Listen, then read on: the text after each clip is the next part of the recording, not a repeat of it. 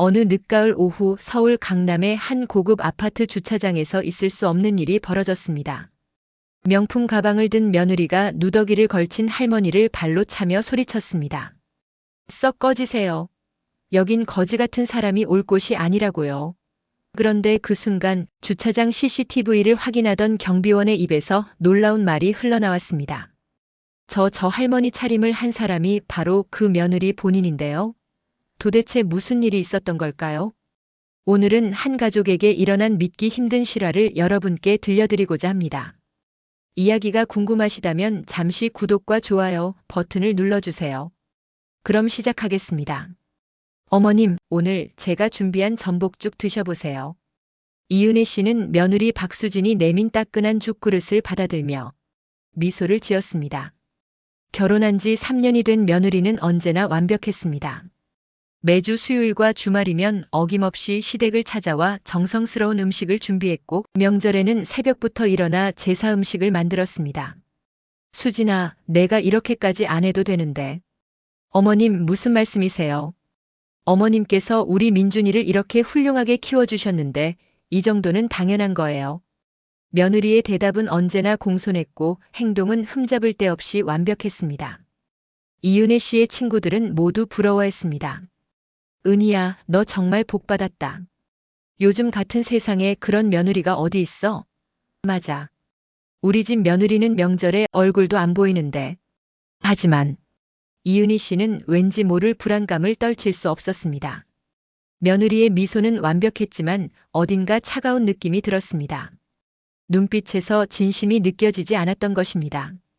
사실 이은희 씨에게는 남편 강태수 씨가 10년 전 세상을 떠난 후 홀로 아들을 키운 아픈 과거가 있었습니다. 남편이 남긴 작은 부동산과 보험금으로 아들을 대학까지 보냈고 이제는 아들이 대기업 과장으로 성공해 안정적인 삶을 살고 있었습니다. 그녀가 가진 재산은 현재 살고 있는 강남 아파트 한 채와 경기도에 있는 땅 2필지 그리고 예금 3억 원 정도였습니다. 결코 적은 돈은 아니었지만 강남 기준으로는 중산층에 속했습니다. 그런데 며느리 수지는 결혼 전부터 유난히 시어머니의 재산에 관심이 많았습니다. 어머님, 경기도 땅은 언제쯤 개발되나요? 어머님, 이 아파트 시세가 많이 올랐다면서요? 처음에는 단순한 호기심이라 생각했지만 시간이 갈수록 그 질문들이 부담스러워졌습니다. 그러던 어느 날 이은희 씨는 우연히 충격적인 장면을 목격했습니다. 그날은 평소보다 일찍 병원 진료가 끝나 집으로 돌아가던 길이었습니다. 아파트 입구 근처 카페 앞을 지나가는데 유리창 너머로 며느리 수진의 모습이 보였습니다. 하지만 그녀 옆에 앉은 사람은 남편 민준이가 아니었습니다. 50대로 보이는 중년 남성이었습니다. 정장을 단정하게 차려입은 그 남성은 명함을 건네고 있었고 수진은 그 남성과 진지하게 이야기를 나누고 있었습니다. 테이블 위에는 두꺼운 서류 뭉치가 놓여 있었습니다. 설마 아니야. 분명 회사 일이겠지. 이은혜 씨는 불안한 마음을 애써 누르며 발걸음을 옮겼습니다. 하지만 머릿속에서는 계속 그 장면이 맴돌았습니다. 특히 수진의 표정이 신경 쓰였습니다. 평소 시댁에서 보이던 온화한 미소가 아니라 차갑고 계산적인 표정이었습니다. 그로부터 일주일 후 더 이상한 일이 벌어졌습니다. 어머님, 죄송하지만 오늘은 일찍 가봐야 할 것 같아요. 벌써? 아직 저녁도 안 먹었는데 내가 갈비찜 준비했잖니. 정말 죄송해요, 어머님. 급한 일이 생겨서요. 다음에 더 맛있는 걸로 준비해 올게요. 수지는 서둘러 짐을 챙기더니 황급히 집을 나섰습니다. 이은혜 씨는 문득 궁금증이 생겨 창문으로 며느리의 뒷모습을 지켜봤습니다. 그런데 이상한 점을 발견했습니다. 며느리는 자신의 차가 서 있는 지하 주차장 쪽으로 가지 않고 반대편 버스 정류장 쪽으로 걸어가고 있었습니다. 평소 루이비통 가방을 들고 다니던 수진이 낡은 큰 보따리를 들고 있었습니다. 무슨 일이지? 왜 차를 두고 버스를 타는 거야? 그리고 저 보따리는 뭐지? 이은혜 씨의 가슴이 두근거리기 시작했습니다. 본능적으로 뭔가 잘못되고 있다는 느낌이 들었습니다. 그날 밤 이은희 씨는 잠을 이룰 수 없었습니다. 며느리의 이상한 행동이 계속 머릿속을 맴돌았습니다.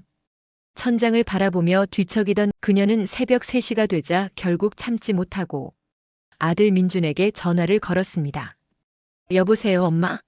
아들의 목소리가 잠에 취해 있었습니다. 민준아, 미안해.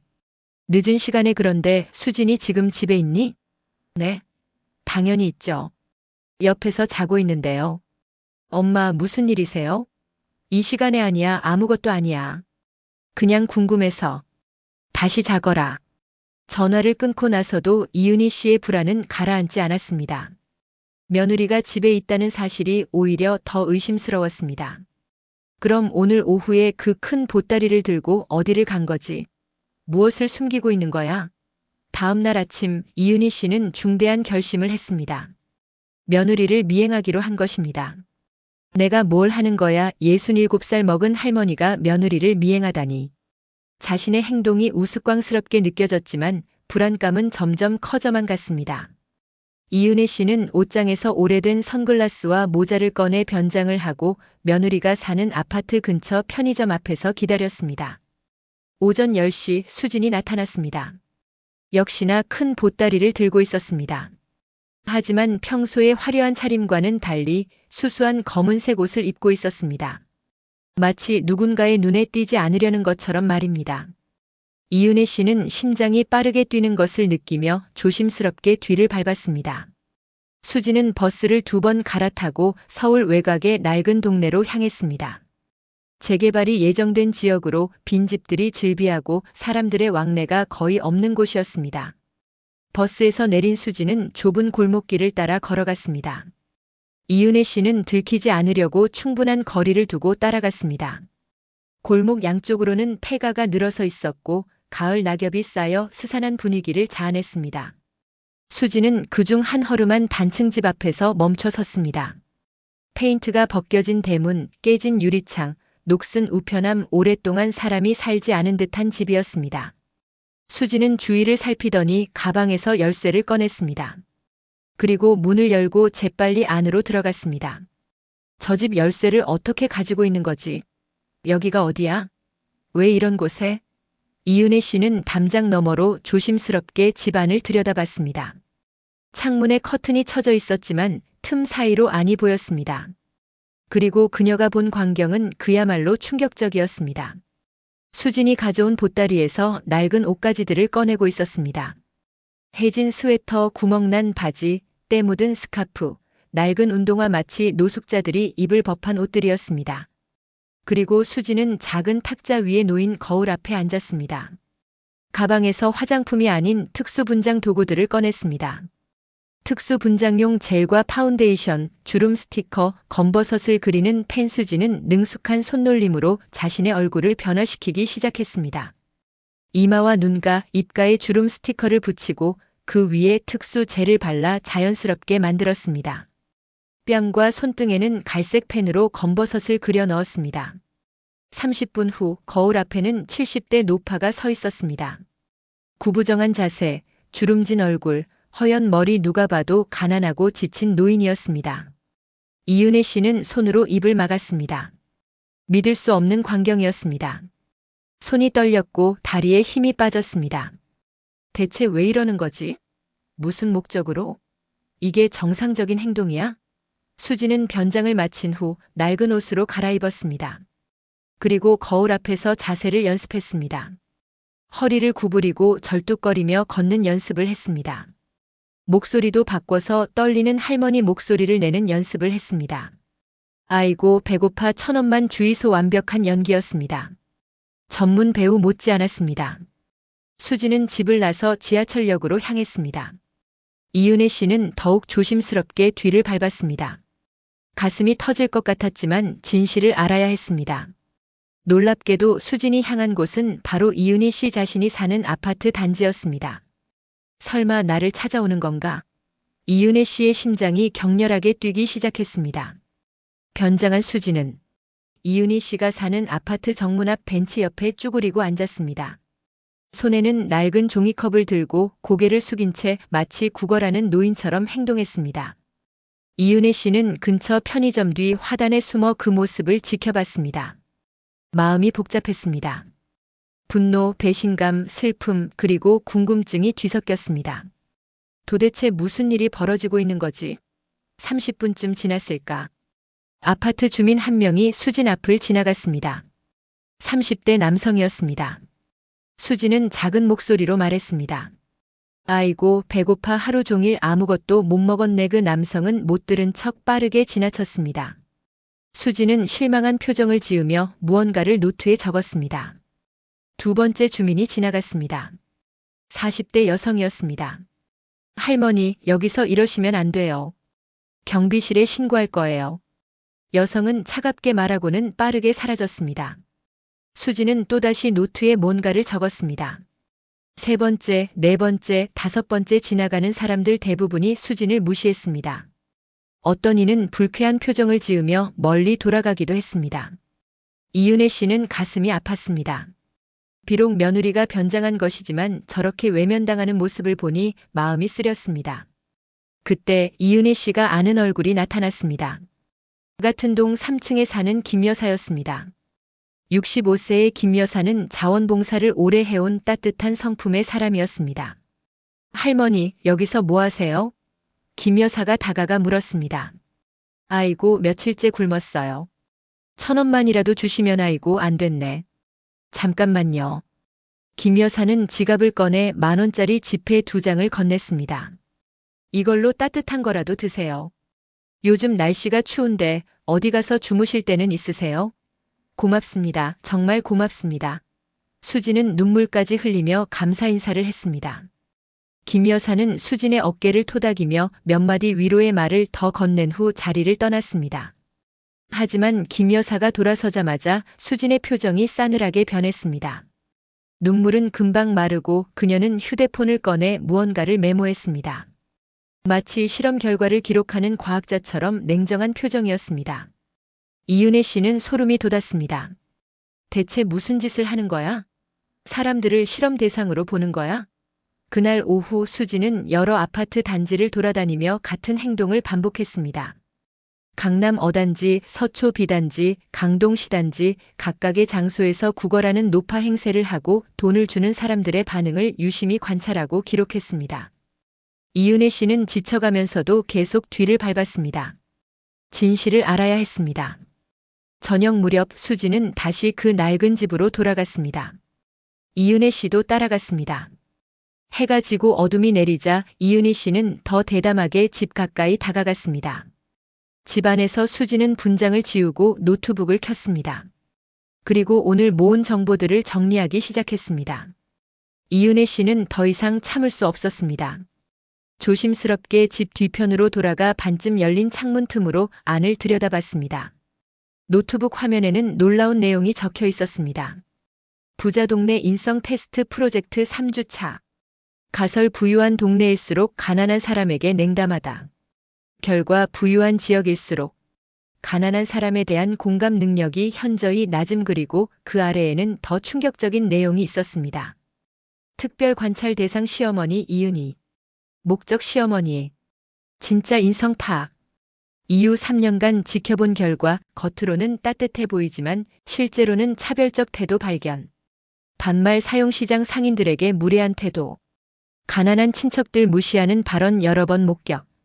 방법 가난한 노인으로 위장하여 직접 접근 반응 관찰. 예상 냉대할 것으로 추정. 이은혜 씨는 다리에 힘이 풀려 그 자리에 주저앉았습니다. 담장에 기대어 숨을 헐떡였습니다. 나를 시험하려고? 3년 동안 나를 관찰해온 거야? 머릿속이 새하얗게 변했습니다. 3년간 완벽한 며느리 노릇을 해온 수진이 실은 자신을 평가하고 판단하고 있었다는 사실이 믿기지 않았습니다. 그런데 더 충격적인 것은 화면에 적힌 내용이었습니다. 경비원에게 반말, 시장 상인들에게 무례한 태도, 가난한 친척 무시. 내가 그랬나? 이은혜 씨는 자신의 행동을 되돌아보기 시작했습니다. 사실이었습니다. 아파트 경비원 김 씨에게 늘 반말을 했습니다. 김 씨, 택배 왔어요? 차 빼줘요. 당연하다고 생각했습니다. 나이도 자신보다 어렸고 직업이 경비원이었으니까요. 시장에서도 마찬가지였습니다. 이게 뭐야, 너무 비싸네. 깎아줘요, 단골인데. 상인들의 표정이 불편해 보였지만 신경 쓰지 않았습니다. 그리고 가난한 친척들. 남편의 사촌동생 가족이 어려움을 겪을 때 이렇게 말했습니다. 그 사람들은 원래 게으르잖아. 도와줘봤자 소용없어. 이은혜 씨는 손으로 얼굴을 감쌌습니다. 눈물이 흘렀습니다. 내가 그런 사람이었나? 분노와 배신감이 밀려왔지만 동시에 부끄러움과 자괴감도 밀려왔습니다. 며느리는 왜 이런 극단적인 방법을 선택한 걸까요? 그냥 대화로 말하면 되는 것을 하지만 냉정하게 생각해 보니 자신은 며느리의 말을 들어줄 사람이 아니었습니다. 며느리가 뭔가 조언을 하려고 하면 늘 이렇게 말했습니다. 너는 젊어서 세상 물정을 몰라. 나이 먹으면 알게 될 거야. 며느리와 진심으로 대화를 나눈 적이 있었던가? 겉으로는 좋은 시어머니인 척했지만 실제로는 며느리를 동등한 사람으로 대한 적이 있었던가? 이은혜 씨는 무너졌습니다. 여러분, 여기서 잠깐 궁금하지 않으신가요? 왜 완벽해 보이던 며느리가 이런 일을 벌인 걸까요? 며느리의 진짜 의도는 무엇일까요? 이어지는 반전이 궁금하시다면 구독과 좋아요를 눌러주세요. 곧 더 충격적인 진실이 밝혀집니다. 이은혜 씨는 집으로 돌아와 밤새 고민했습니다. 며느리를 직접 대면해서 따져 물어야 할지, 아들에게 이 사실을 알려야 할지, 아니면 모른 척해야 할지 하지만 다음 날 아침 결심했습니다. 며느리의 테스트를 정면으로 받아들이기로 한 것입니다. 그리고 자신이 정말 어떤 사람인지 보여주기로 했습니다. 며칠 후 수진이 다시 노파로 변장하고 나타날 것이라는 확신이 들었습니다. 이은혜 씨는 아파트 단지 입구 벤치에 앉아 기다렸습니다. 손에는 따뜻한 보온병과 김밥 한 줄이 들려 있었습니다. 오전 11시 예상대로 그 가난한 할머니가 나타났습니다. 이은혜 씨는 천천히 다가갔습니다. 수진은 이은혜 씨를 알아보지 못하는 척했습니다. 할머니, 여기서 뭐 하세요? 이은혜 씨가 물었습니다. 수진은 떨리는 목소리로 대답했습니다. 아이고, 배가 고파서요. 혹시 1,000원만 1,000원이요? 이은혜 씨는 잠시 수진을 바라봤습니다. 며느리의 눈빛이 흔들리는 것이 보였습니다. 1,000원으로는 아무것도 못 사요. 우리 집에 가서 밥이나 드세요. 예? 수진이 놀라 고개를 들었습니다. 저기 201동 15층이에요. 제가 따뜻한 국 끓여 드릴게요. 어서 오세요. 이은혜 씨는 앞장서서 걸어갔습니다. 수진은 당황한 표정으로 뒤를 따랐습니다. 엘리베이터 안에서 둘은 말없이 서 있었습니다. 수진의 심장이 빠르게 뛰고 있었습니다. 왜 이러시는 거지? 원래 계획과 다른데 15층에 도착해 집 안으로 들어가자 이은희 씨는 수진을 거실로 안내했습니다. 여기 앉으세요. 옷이 많이 낡으셨네요. 제 옷 드릴게요. 아, 아닙니다. 괜찮습니다. 괜찮긴요. 추운데 어떻게 저런 얇은 옷으로 다니세요? 이은혜 씨는 방으로 들어가 따뜻한 스웨터와 바지를 꺼내왔습니다. 그리고 화장실을 가리키며 말했습니다. 저기 가서 씻고 갈아입으세요. 수건도 새 것으로 드릴게요. 수지는 거절할 수 없었습니다. 화장실로 들어가면서 그녀는 당황스러웠습니다. 이런 반응은 예상하지 못했습니다. 아니야, 이건 일시적인 동정심일 거야. 조금 더 지켜봐야 해. 수진이 화장실에 있는 동안 이은희 씨는 부엌에서 음식을 준비했습니다. 냉장고에서 재료를 꺼내 된장찌개를 끓이고 밥을 데우고 김치와 반찬을 준비했습니다. 30분 후 수진이 나왔습니다. 분장은 지우지 않았지만 깨끗한 옷을 입고 있었습니다. 어서 와서 드세요. 식탁에는 따끈한 음식들이 차려져 있었습니다. 수진은 자리에 앉았습니다. 많이 드세요. 언제 제대로 된 밥을 드셨어요? 고맙습니다. 수진은 숟가락을 들었습니다. 그런데 이상했습니다. 음식 맛이 너무 익숙했습니다. 이 된장찌개의 맛, 이 김치의 맛 시어머님 음식 맛이잖아. 수진의 손이 떨렸습니다. 설마 들킨 걸까? 하지만 이은희 씨의 표정에서는 아무것도 읽을 수 없었습니다. 할머니, 어디 사세요? 가족은 없으세요? 이은혜 씨가 물었습니다. 저 혼자 살아요. 자식들이 있긴 한데 연락 안 하세요? 못해요. 제가 가난해서 자식들이 저를 부끄러워하거든요. 수진이 준비한 대답이었습니다. 하지만 말하면서 목이 메었습니다. 이상하게도 진짜 그런 상황인 것처럼 슬퍼졌습니다. 이윤혜 씨는 조용히 듣고 있었습니다. 그리고 말했습니다. 자식이 부모를 부끄러워한다는 게 정말 슬픈 일이네요. 저도 아들이 있는데 제가 그 아이에게 부끄러운 부모는 아닌지 모르겠어요. 예? 저는 제가 좋은 사람인 줄 알았어요. 착하고 다른 사람을 배려하는 사람이라고 생각했죠. 하지만 요즘 들어 생각해보니 제가 정말 그런 사람이었는지 의문이 들어요. 이윤혜 씨의 목소리가 떨렸습니다. 저는 경비원 아저씨에게 늘 반말을 했어요. 나이도 저보다 어리고 제가 주민이니까 당연하다고 생각했죠. 시장 상인들에게도 함부로 대했어요. 돈을 쓰는 사람이니까 당연하다고 생각했고요. 수지는 숟가락을 내려놓고 이윤희 씨를 바라봤습니다. 그리고 가난한 사람들을 무시했어요. 겉으로는 동정하는 척했지만 속으로는 저 사람들은 노력하지 않아서 저 모양이지라고 생각했어요. 제가 정말 나쁜 사람이었네요. 이윤혜 씨의 눈에서 눈물이 흘렀습니다. 할머니, 저 혹시 할머니한테도 그랬을까요? 할머니를 처음 봤을 때 속으로 불편하다고 생각하지 않았을까요? 수지는 대답할 수 없었습니다. 목이 메어 말이 나오지 않았습니다. 하지만 할머니, 저 이제 알았어요. 사람의 가치는 돈이나 지위로 정해지는 게 아니라는 걸요. 저는 그동안 정말 오만했어요. 제가 가진 것들이 제 능력으로 얻은 것인 양거만했어요. 이윤혜 씨는 수진의 손을 잡았습니다. 할머니, 오늘부터라도 제가 달라지려고 해요. 모든 사람을 존중하고 겸손하게 살려고요. 할머니를 만난 게 저에게는 큰 선물이에요. 수진의 눈에서도 눈물이 흘렀습니다. 분장용 젤 위로 눈물이 흘러내렸습니다. 저는 할머니 우세요? 왜 우세요? 저는 사실 수지는 더 이상 참을 수 없었습니다. 가발을 벗고 얼굴에 붙인 주름 스티커를 떼어내기 시작했습니다. 이윤혜 씨는 놀란 척하며 말했습니다. 할머니, 그게 뭐예요? 외어머님 죄송해요. 저예요, 수진이에요. 분장이 벗겨지자 그 아래 며느리 수진의 얼굴이 드러났습니다. 수진아? 이윤혜 씨는 연기를 계속했습니다. 하지만 속으로는 이미 알고 있었습니다. 어머님 정말 죄송합니다. 제가 수지는 울음을 터뜨렸습니다. 3년간 쌓아온 모든 감정이 한꺼번에 터져나왔습니다. 저는 어머님을 시험하려고 했어요. 어머님이 정말 좋은 분이신지 아니면 겉으로만 그런 척 하시는 건지 알고 싶었어요. 왜? 내가 너한테 잘못한 게 있니? 아니에요. 어머님은 저한테 너무 잘해주셨어요. 하지만 수지는 손수건으로 눈물을 닦으며 말을 이었습니다.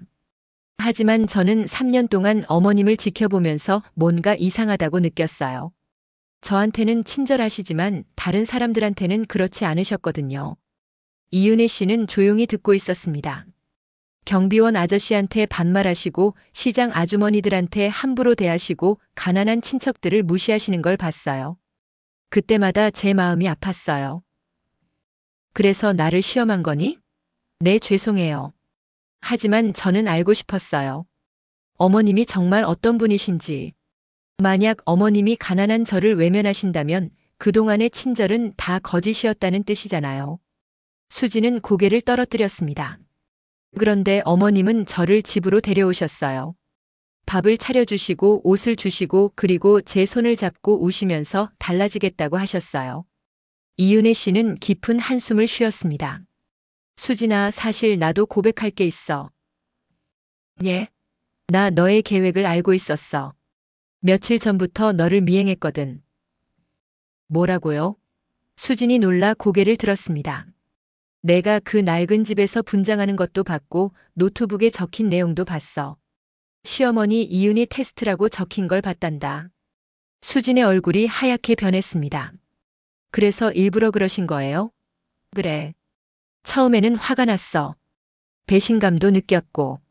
하지만 너의 노트를 읽으면서 내가 정말 어떤 사람이었는지 깨달았어.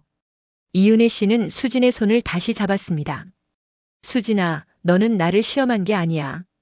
너는 나에게 거울을 보여준 거야. 내가 얼마나 오만하고 차별적이고 위선적인 사람이었는지 보여준 거란다. 어머님 고마워, 수진아. 내가 이런 극단적인 방법을 쓰지 않았다면 나는 평생 내가 좋은 사람인 줄 알고 살았을 거야. 두 사람은 한동안 말없이 울었습니다. 3년간 쌓인 오해와 거리감이 조금씩 녹아내리는 순간이었습니다. 수진아, 그런데 왜 나한테 직접 말하지 않았니? 이렇게까지 할 필요가 있었을까? 수진은 고개를 저었습니다. 말씀드렸어도 소용없었을 것 같아요. 어머님은 제 말을 잘 안 들으시잖아요. 너는 아직 어려서 몰라라고 하시면서 이은희 씨는 뼈아프게 받아들였습니다. 사실이었습니다.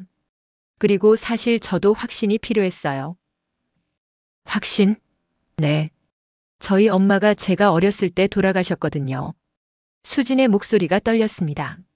엄마는 아빠와 재혼하신 분이었어요. 처음에는 저한테 정말 잘해주셨어요.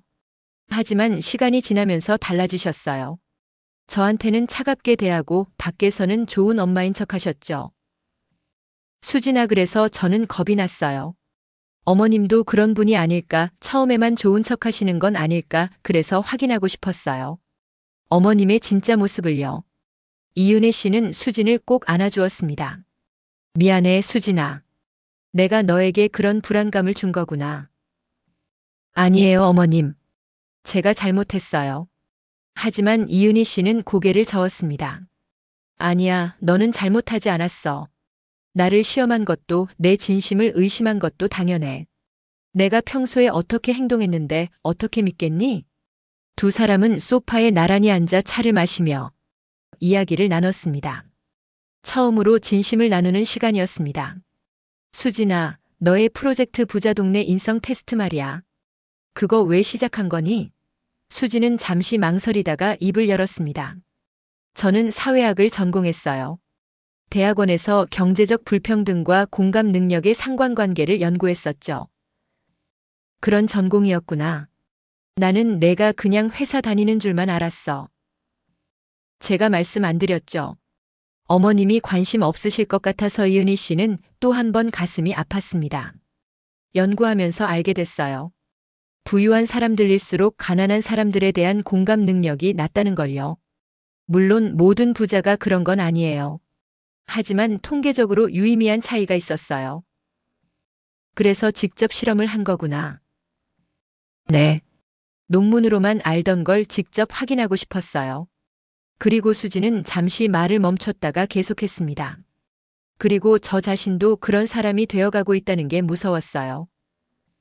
무슨 말이니? 민준 오빠랑 결혼하고 나서 저도 모르게 달라지고 있었어요. 강남에 살고 좋은 차를 타고 명품 가방을 들고 다니면서 제가 특별한 사람이 된 것 같은 착각이 들었어요. 수진의 눈빛이 흔들렸습니다. 그러다가 어느 날 지하철역에서 노숙자 할아버지를 봤어요.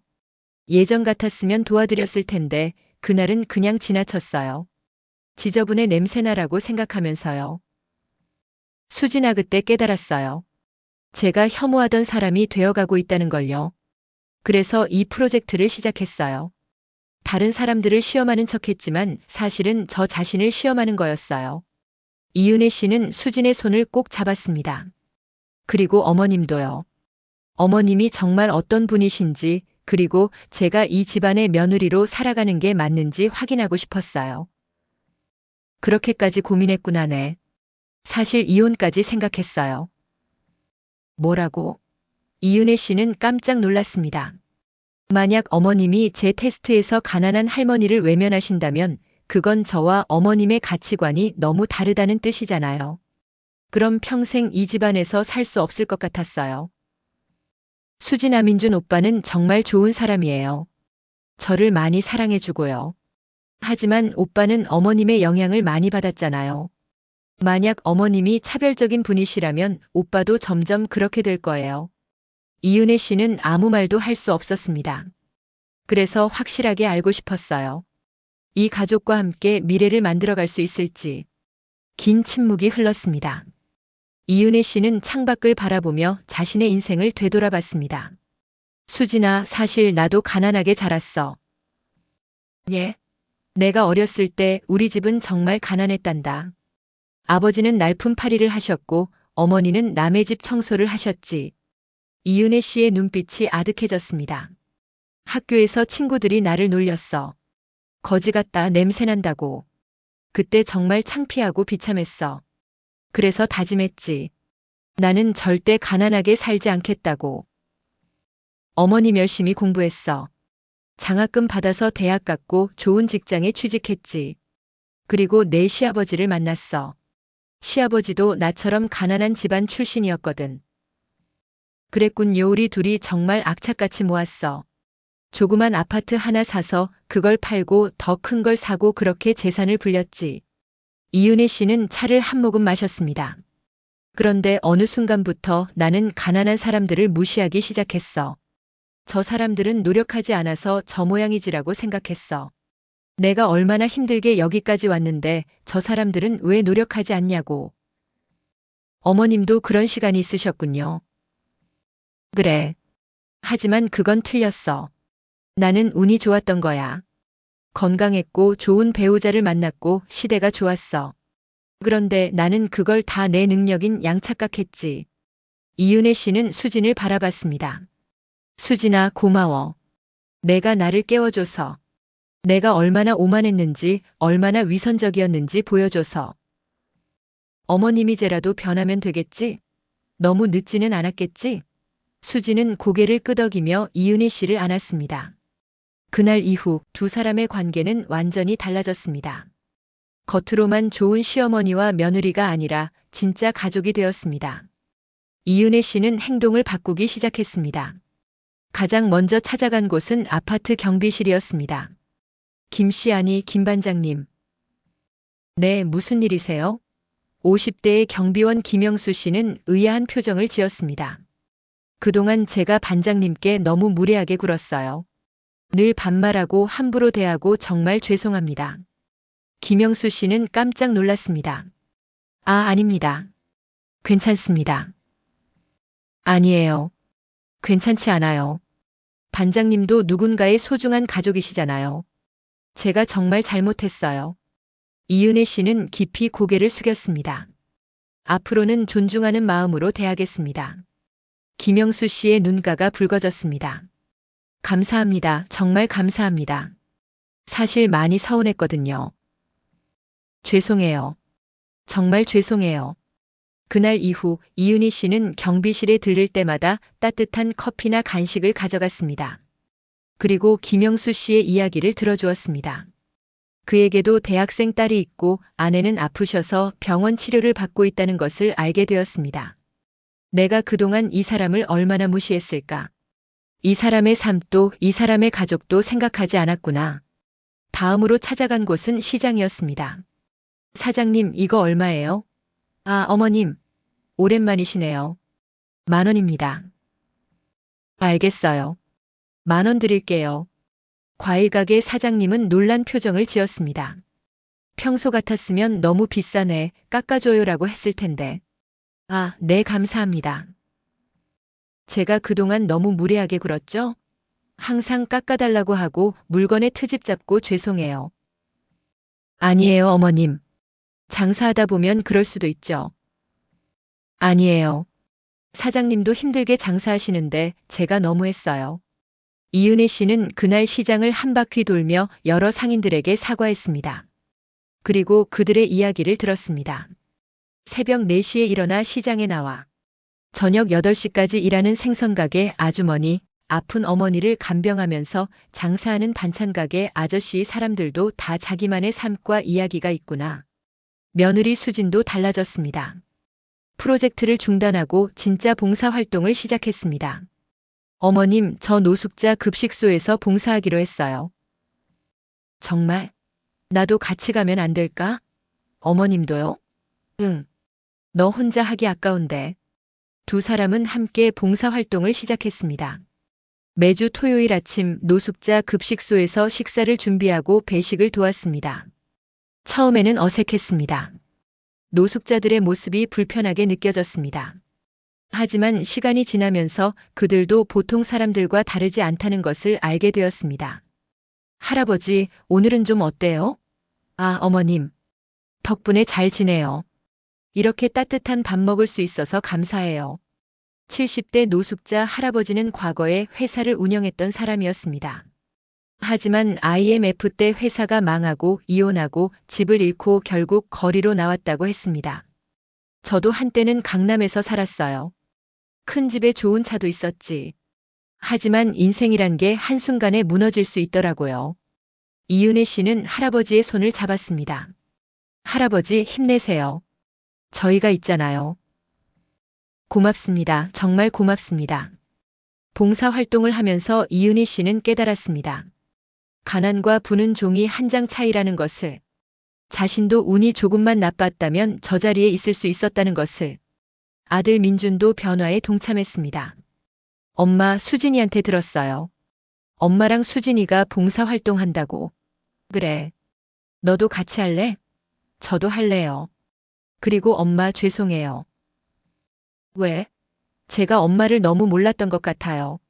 엄마가 어떤 분인지 무슨 생각을 하시는지 관심이 없었어요.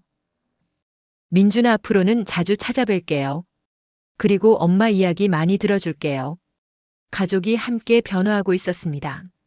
3개월 후 이윤희 씨와 수지는 봉사활동 현장에서 이상한 소식을 들었습니다.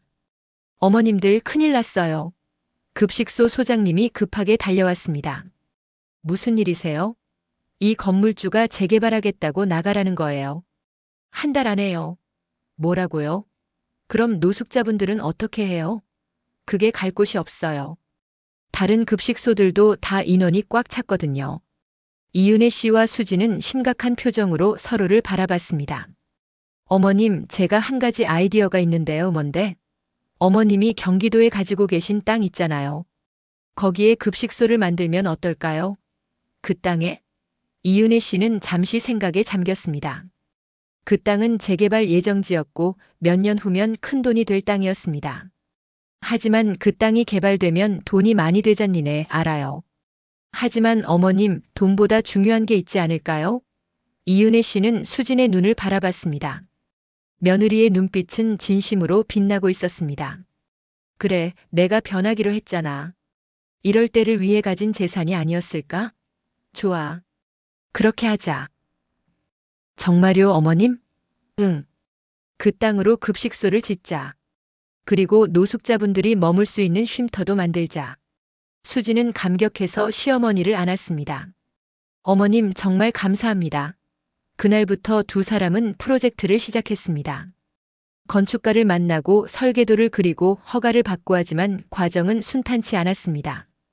이윤혜 씨 정신 차리세요. 그 땅이 얼마짜리인데 그런 데 쓴다고요? 친구 정미숙 씨가 반대했습니다. 개발되면 10억은 받을 수 있어요. 그걸 노숙자들한테 쓴다고요? 당신 정신 나간 거 아니에요? 미숙아, 나는 정신 차렸어. 이제야. 뭐? 나는 그동안 돈만 쫓아 살았어. 그래서 정작 중요한 걸 놓쳤지. 나는 이제 의미 있게 살고 싶어. 은희야, 걱정 마. 나는 여전히 살 집도 있고 먹을 돈도 있어. 그 땅이 없어도 충분히 행복하게 살 수 있어. 친구는 더 이상 말리지 않았습니다. 주변에서는 이윤희 씨를 이상하게 바라봤습니다. 하지만 정작 이윤희 씨는 이때가 인생에서 가장 행복한 시간이었습니다. 6개월 후 급식소와 쉼터가 완공되었습니다. 희망의 집수진이 지은 이름이었습니다. 개소식 날 많은 사람들이 모였습니다. 노숙자들, 봉사자들, 그리고 지역 주민들까지. 오늘 이 자리를 마련해 주신 이윤희님께 큰 박수 부탁드립니다. 사람들의 박수 소리가 울려 퍼졌습니다. 이윤혜 씨는 단상에 올라갔습니다. 여러분, 저는 특별한 사람이 아닙니다.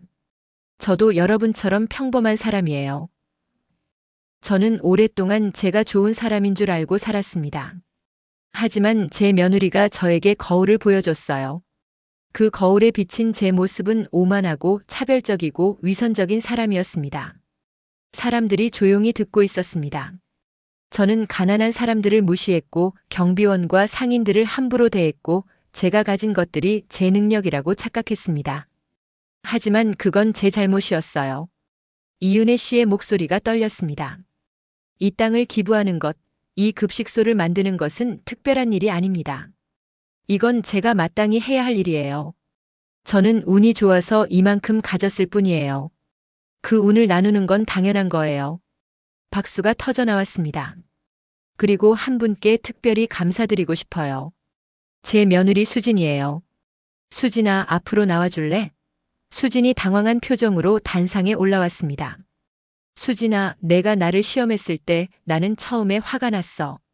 하지만 이제는 감사해. 내가 나를 깨워줘서, 내가 어떤 사람인지 보여줘서. 이윤혜 씨는 수진의 손을 잡았습니다. 너는 나의 며느리가 아니야. 너는 나의 딸이야. 내 인생의 스승이야. 두 사람은 눈물을 흘리며 안았습니다. 사람들도 눈물을 닦았습니다. 개소식이 끝나고 한 달쯤 지났을 때였습니다. 이윤혜 씨는 건강검진을 받았습니다. 그리고 청천벽력 같은 소식을 들었습니다. 췌장암 3기입니다. 뭐라고요? 많이 진행된 상태예요. 수술이 가능할지 모르겠습니다. 이윤혜 씨는 병원 복도에 멍하니 앉아 있었습니다. 손이 떨렸고 다리에 힘이 없었습니다. 이제 겨우 달라지기 시작했는데, 이제 겨우 의미 있게 살기 시작했는데 집으로 돌아온 이윤혜 씨는 수진과 민준을 불렀습니다. 엄마, 무슨 일이에요? 얼굴이 안 좋으세요. 앉아라. 너희한테 할 말이 있어. 두 사람이 걱정스러운 표정으로 앉았습니다. 나 췌장암이래. 3기. 뭐라고요? 어머님. 민준과 수진은 얼어붙었습니다. 엄마, 그럴 리가 없어요. 검사 결과가 잘못된 거예요. 아니야, 민준아. 다른 병원에서도 확인했어. 맞아. 수진이 이윤희 씨의 손을 잡았습니다. 어머님, 치료하면 되죠? 최선을 다하면 수술이 가능할지 모르겠대. 많이 진행됐거든. 침묵이 흘렀습니다. 그런데 말이야, 나는 이상하게 후회가 안 돼.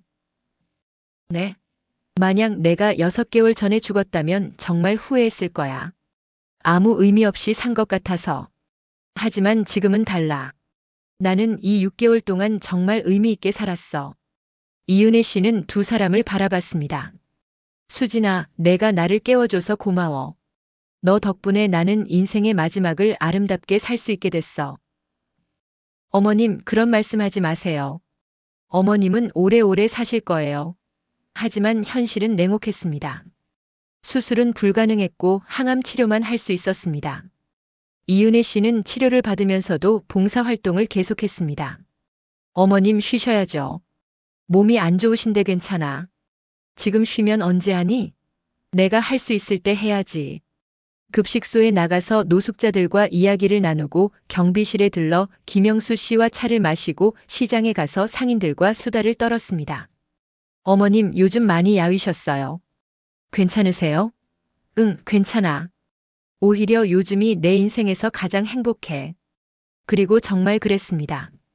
이윤혜 씨는 아프면서도 행복했습니다. 주변 사람들의 진심 어린 관심과 사랑을 느낄 수 있었기 때문입니다. 어머님, 힘내세요. 경비원 김영수 씨가 손수 끓인 삼계탕을 가져왔습니다. 저희 어머니가 암이 계실 때 이거 많이 드셨거든요. 어머님도 드시고 힘내세요. 고마워요. 정말 고마워요. 시장 상인들도 찾아왔습니다. 어머님, 이거 드세요. 제일 좋은 과일만 골랐어요. 사장님, 이렇게까지 안 해도 되는데 아니에요. 어머님이 저희한테 얼마나 잘해주셨는데요. 당연한 거예요. 노숙자 급식소 사람들도 이은희 씨를 위해 기도 모임을 만들었습니다. 은희님이 낫게 해주세요. 이 세상에 은희님 같은 분이 더 필요합니다. 이윤혜 씨는 깨달았습니다. 진짜 부자는 돈이 많은 사람이 아니라 주변에 사랑하는 사람들이 많은 사람이라는 것을. 6개월이 더 지났습니다. 이윤혜 씨의 병세는 악화되었습니다. 이제는 병원 침대에 누워있는 시간이 대부분이었습니다. 어느 날 저녁 수진이 병실을 찾아왔습니다. 어머님, 보여드릴 게 있어요. 뭔데? 수진은 노트북을 꺼내 화면을 보여줬습니다. 어머님, 기억하세요? 제가 했던 그 프로젝트요. 부자 동네 인성 테스트? 네. 그거 논문으로 정리했어요. 그리고 한 사회학 저널에 투고했는데 게재 승인이 났어요. 정말? 네. 그리고 이 논문이 주목을 받으면서 여러 언론에서 인터뷰 요청이 왔어요. 수진은 화면을 스크롤했습니다. 이 논문 덕분에 많은 사람들이 생각하게 됐대요. 자신이 다른 사람들을 어떻게 대하는지, 경제적 지위가 공감 능력에 어떤 영향을 미치는지 수진아 잘했구나. 어머님, 이건 다 어머님 덕분이에요. 어머님이 변화하는 모습을 보면서 제가 용기를 얻었거든요. 이은혜 씨는 수진의 손을 잡았습니다. 수진아, 내가 너한테 물어볼 게 있어. 네, 어머님. 그때 너는 내가 가난한 할머니를 외면하면 정말 이혼하려고 했니? 수진은 잠시 망설이다가 고개를 끄덕였습니다. 네, 솔직히 그랬어요. 하지만 어머님은 저를 집으로 데려가셨잖아요. 밥을 주시고 따뜻한 말씀을 해주시고 그건 내가 내 계획을 알고 있었으니까. 알아요. 하지만 그게 중요한 게 아니에요. 뭐? 중요한 건 어머님이 변하셨다는 거예요. 진심으로요. 처음에는 연기였을지 몰라도 그 연기가 진심이 됐잖아요. 수진의 눈에 눈물이 고였습니다. 어머님은 경비원 아저씨한테 사과하셨고 시장 상인들에게도 사과하셨고 노숙자들을 위해 급식소를 만드셨어요. 이 모든 게 진심이었잖아요. 수진아 그리고 저한테 가장 큰 선물을 주셨어요. 무슨 선물? 진짜 어머니요. 수진은 눈물을 흘렸습니다. 저는 어릴 때 엄마를 잃었잖아요. 그리고 새엄마한테 상처받았고요. 그래서 늘 엄마라는 존재가 무서웠어요. 수진아 하지만 어머님은 제게 엄마가 어떤 존재인지 보여주셨어요. 실수도 하지만 그 실수를 인정하고 변화할 수 있는 사람. 자식을 진심으로 사랑하고 더 나은 사람이 되려고 노력하는 사람. 수진은 이은희 씨의 손을 꼭 잡았습니다. 어머님은 완벽한 사람이 아니에요. 하지만 진짜 좋은 사람이에요. 그게 더 중요해요. 이은혜 씨도 눈물을 흘렸습니다. 고마워, 수진아. 내 인생에 와줘서. 저야말로 감사해요, 어머님. 두 사람은 한동안 손을 잡고 울었습니다. 며칠 후 이은희 씨는 민준도 불렀습니다. 민준아, 너한테 부탁이 있어. 뭐든지 말씀하세요, 엄마. 수진이를 잘 부탁해. 그 아이는 정말 좋은 사람이야. 알아요, 엄마. 그리고 민준아, 너도 수진이한테서 많이 배워. 돈보다 중요한 게 뭔지, 사람을 어떻게 대해야 하는지네, 엄마. 희망의 집도 잘 부탁해. 내가 없어도 계속 운영되게 해줘. 엄마, 그런 말씀하지 마세요. 민준아, 엄마는 행복해. 정말 행복해. 너 같은 아들이 있고 수진이 같은 며느리가 있고 엄마는 정말 복받은 사람이야. 이은희 씨는 천천히 눈을 감았습니다. 그리고 2주 후 이은희 씨는 평화롭게 세상을 떠났습니다. 장례식장에는 많은 사람들이 모였습니다. 친구들, 친척들, 그리고 이은희 씨가 도왔던 사람들. 경비원 김영수 씨, 시장 상인들, 노숙자들까지 모두 찾아와 조문했습니다. 은희님은 제 인생의 은인이에요. 70대 노숙자 할아버지가 말했습니다. 저는 세상에 대한 희망을 잃었었어요. 하지만 은희님이 저를 사람으로 대해주셨어요. 존중해주셨어요. 그래서 다시 살고 싶어졌어요. 은희님 덕분에 저도 변했어요. 시장 상인 아주머니가 말했습니다. 저도 손님들한테 함부로 대했었거든요. 하지만 은희님이 변하시는 걸 보고 저도 변해야겠다고 생각했어요. 수지는 조용히 눈물을 흘렸습니다. 민준이 그녀의 어깨를 감쌌습니다. 여보, 엄마가 정말 자랑스러워. 그래, 정말 대단한 분이셨어. 장례를 치르고 한 달쯤 지났을 때 변호사에게서 연락이 왔습니다. 고인께서 유언장을 남기셨습니다. 유언장을 열어보니 이런 내용이 적혀 있었습니다. 사랑하는 민준, 수진에게. 내가 이 글을 쓸 때는 아마 많이 아플 거야. 하지만 마음은 편안해. 내 인생을 의미 있게 마무리할 수 있게 해줘서 고마워. 내가 가진 아파트는 너희가 살아. 그리고 예금은 반은 너희가 쓰고 반은 희망의 집 운영비로 써줘. 민준아, 너는 착한 아들이야. 하지만 엄마의 영향을 받아 조금 오만한 면도 있어. 수진이한테서 많이 배워. 겸손하게 살아. 수진아, 내가 나를 시험했을 때 처음엔 화가 났어. 하지만 이제는 정말 고마워. 내가 아니었으면 나는 평생 나쁜 사람인 줄도 모르고 살았을 거야. 너희 둘 서로 사랑하며 살아. 그리고 다른 사람들도 사랑하며 살아. 그게 진짜 부자로 사는 길이야. 사랑해, 너희들. 2025년 4월 이은희. 수지는 유언장을 읽으며 울었습니다. 어머님 감사합니다. 정말 감사합니다. 1년 후 수지는 희망의 집에서 특별한 프로그램을 시작했습니다. 부자 동네 공감 프로젝트. 부유한 동네 사람들을 초대해서 노숙자들과 함께 시간을 보내고 그들의 이야기를 듣는 프로그램이었습니다. 저는 처음에 노숙자들이 무서웠어요. 하지만 그들의 이야기를 들으니 그들도 저와 똑같은 사람이라는 걸 알게 됐어요. 한 참가자가 말했습니다. 저도 잘못된 선택 몇 번만 했어도 저 자리에 있을 수 있었겠더라고요. 앞으로는 더 겸손하게 살아야겠어요. 수지는 이 프로그램이 시어머니의 가장 큰 유산이라고 생각했습니다. 돈이나 재산이 아니라 사람을 대하는 태도, 겸손함, 공감 능력 이런 것들이 진짜 유산이었습니다. 어느 토요일 오후 수지는 혼자 시어머니의 산소를 찾았습니다. 어머님, 저 왔어요. 묘비 앞에 꽃을 놓고 수지는 조용히 말했습니다. 어머님, 요즘 희망의 집이 정말 잘 되고 있어요. 많은 사람들이 찾아오고 봉사자들도 늘고 있어요. 바람이 불어 나뭇잎이 흔들렸습니다.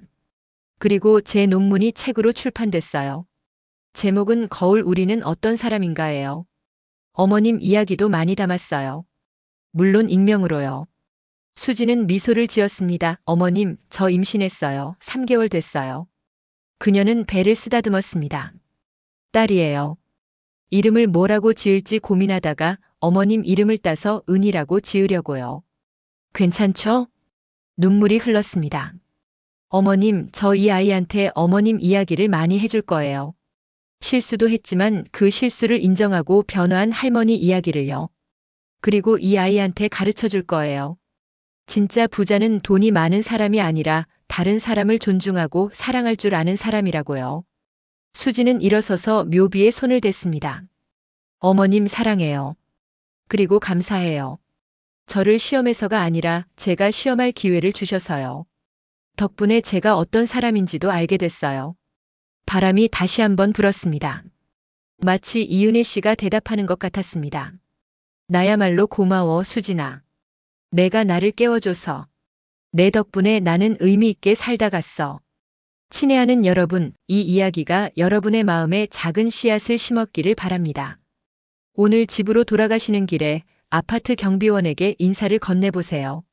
수고하세요라는 한마디면 충분합니다. 시장에 가시거든 상인들에게 고맙다는 말을 해보세요. 그들도 우리처럼 힘들게 살아가는 사람들입니다. 거리에서 어려운 사람을 만나거든 외면하지 말고 눈을 마주쳐 보세요. 그것만으로도 그 사람에게는 큰 위로가 됩니다. 그리고 가장 중요한 것, 여러분의 가족에게 진심을 보여주세요. 겉으로만 좋은 척하지 말고 진짜 마음을 나누세요. 때로는 불편한 대화가 필요할 수도 있습니다. 하지만 그 불편함을 견디는 것이 진짜 사랑입니다. 이은혜 씨와 수진의 이야기는 끝났지만 여러분의 이야기는 지금부터 시작됩니다. 여러분은 어떤 사람이 되고 싶으신가요? 여러분의 거울에는 어떤 모습이 비치고 있나요? 오늘 하루 한 사람에게라도 친절을 베풀어 보세요. 그 작은 행동이 세상을 바꿉니다.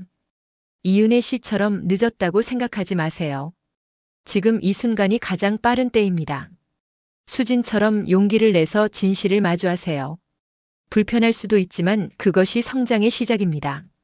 그리고 기억하세요. 진짜 부자는 통장 잔고가 많은 사람이 아닙니다. 진짜 부자는 자신의 삶을 돌아보고 잘못을 인정하고 변화할 수 있는 사람입니다. 진짜 부자는 다른 사람을 존중하고 사랑하고 도울 수 있는 사람입니다. 진짜 부자는 떠날 때 돈이 아니라 사랑을 남기는 사람입니다. 오늘 이야기가 여러분의 마음에 울림을 주었다면 구독과 좋아요 부탁드립니다. 여러분의 작은 관심이 더 많은 좋은 이야기를 만드는 힘이 됩니다. 그리고 댓글로 여러분의 생각을 나눠주세요. 나는 오늘부터 이렇게 살겠습니다라는 다짐 한 줄이면 충분합니다. 여러분 한 분 한 분이 변화하면 우리 사회 전체가 변화합니다. 이은혜 씨가 변화했듯이 우리도 변화할 수 있습니다. 수진이 용기를 냈듯이 우리도 용기를 낼 수 있습니다. 그들이 진짜 가족이 되었듯이 우리도 서로를 진정으로 이해하고 사랑할 수 있습니다. 마지막으로 이윤희 씨가 생전에 자주 하시던 말씀을 전하며 이야기를 마치겠습니다. 돈은 쓰면 없어지지만 사랑은 나눌수록 커집니다. 오늘 하루 사랑을 나누며 사세요. 그것이 진짜 부자로 사는 길입니다. 긴 이야기 들어주셔서 감사합니다. 여러분 모두 행복하시고 의미 있는 삶을 사시길 바랍니다. 다음에 또 좋은 이야기로 찾아뵙겠습니다. 구독과 좋아요, 알림 설정 꼭 부탁드립니다. 감사합니다.